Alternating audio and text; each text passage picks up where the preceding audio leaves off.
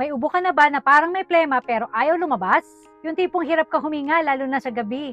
Wait, baka mali na ang iyong iniinom na gamot. Yo, I'm Sa Divi, your pharmacist. Hindi lahat ng ubo ay pare-pareho. May dry cough at meron ding productive cough yung may plema. At kung may plema ka, hindi sapat ang basta pampigil ng ubo. Ang kailangan mo ay ang gamot na dapat natutulong sa panlabas ng plema. Kaya dito napapasok si Bactidol, isang kombinasyon ng bromhexin at guaifenesin na tumutulong sa paglaban sa ubo na mayroong plema. Ganito siya gumagana. Ang guaifenesin ay pinapalabnaw ang plema para mas mabilis itong mailabas.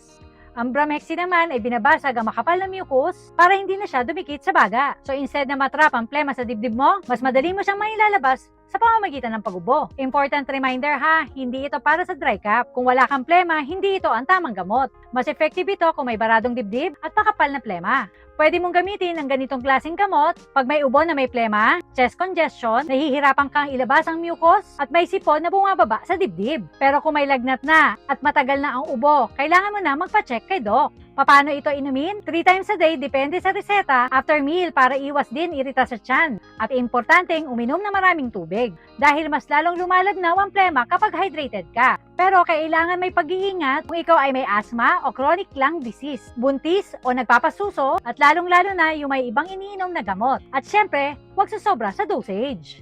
Tips para mabilis gumaling, warm water o salabat, iwas muna sa malamig na drinks, steam inhalation kung kaya, at syempre sapat na pahinga. So kung may ubo ka na may plema, huwag mo lang pigilan, ilabas mo. Sa tulong ng tamang gamot katulad nitong Bactidol syrup, mas gagaang ang pakiramdam mo, mas lilinis ang dibdib mo, mas makakahinga ka na maayos. Always remember, right medicine, right cough. Ikaw, nakagamit ka na rin ba nito? Comment down below and please like, share, and follow us for more videos.